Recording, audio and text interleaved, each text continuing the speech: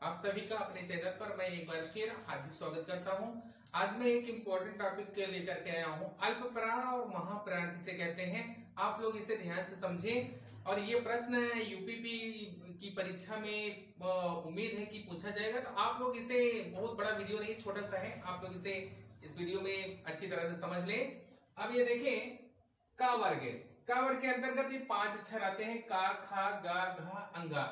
और एक बात ध्यान दें, का ये पहला अक्षर है, का वर्ग का, खा दूसरा है, गा तीसरा है और घा चौथा है और अंगा ये 5वां अक्षर है।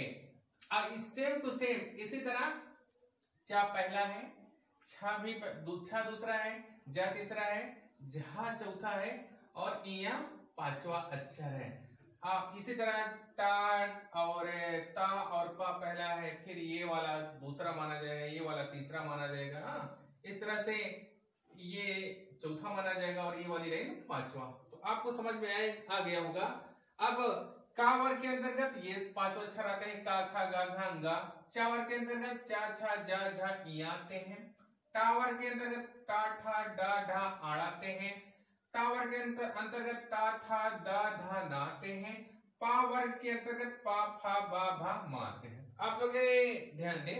अब अल्प, हाँ, एक पॉइंट इसमें और देख लें, अंतस्थ वर्ण कौन कहलाते हैं, या, रा, ला, वा। ऊष्म वर्ण कौन कहलाते हैं, सा, ख, स, ह। और सभी स्वर तो जानते हैं, छोटा से लेके आ तक।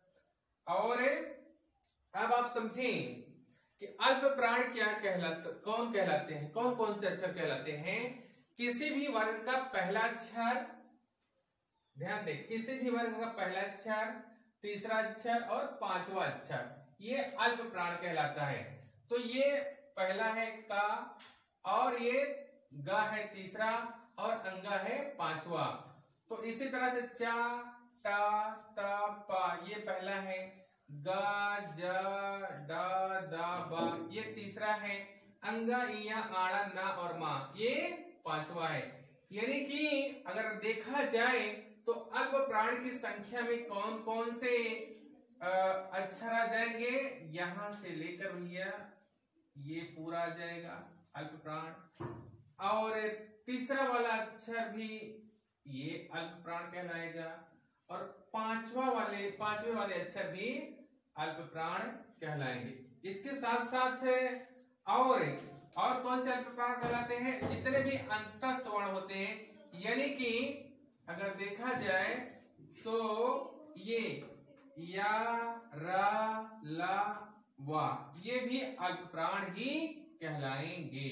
साथ ही साथ जितने स्वर होते हैं, छोटा आ से लेकर के आ तक, ये भी अल्प प्राण कहलाएंगे। और अब इसे अगर हम सूत्र ट्रिक के माध्यम से समझें तो ये पहला, किसी भी वर्ग का पहला अक्षर, तीसरा अक्षर और 5वां अक्षर अल्प प्राण कहलाते हैं। तो अल्प प्राण के अंतर्गत हम क्या क्या समझ सकते हैं, 135 या, रा, ला, वा और सभी स्वर ये अल्प प्राण कहलाते हैं। इसके अंतर्गत जितने भी अक्षर आते हैं वो सब क्या है, अल्प प्राण। ठीक। अब महाप्राण कौन कौन से अक्षर कहलाते हैं, किसी भी वर्ग का दूसरा अक्षर और चौथा अक्षर, साथ ही साथ ऊष्म वर्ण। तो पहले दूसरा और चौथा अक्षर देख लेते हैं। तो ये खा, छा, ठा, था, फा ये दूसरा अक्षर है और ये देखिए चौथा अक्षर घा, झा, ढा, धा, मा ये चौथा अक्षर है। तो ये दूसरा और चौथा अक्षर महाप्राण कहलाएंगे। साथ ही साथ है ऊष्म वर्ण। ऊष्म वर्ण कौन कौन सा है, सा, खा, सा, हा ये भी क्या कहलाएगा, महाप्राण। तो इसे हम कैसे समझ सकते हैं, सूत्र के माध्यम से। महाप्राण के अंतर्गत 24 सा, ख, सा, हा यानी कि दूसरा अक्षर, चौथा अक्षर और सा, ख, सा, हा ये महाप्राण कहलाएंगे।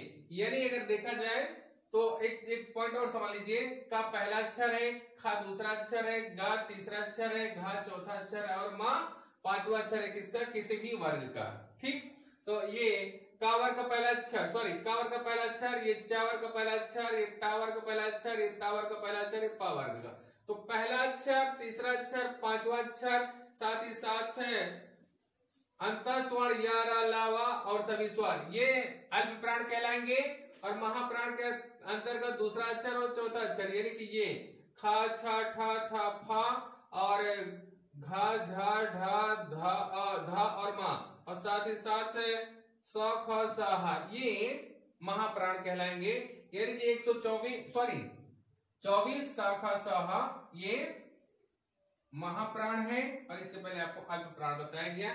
तो आप इसे अच्छे से समझ लें, और इस टाइप के प्रश्न अगर आए तो आपसे गलती ना हो, आप लोग अच्छे से कॉपी पर नोट कर लें और याद कर लें।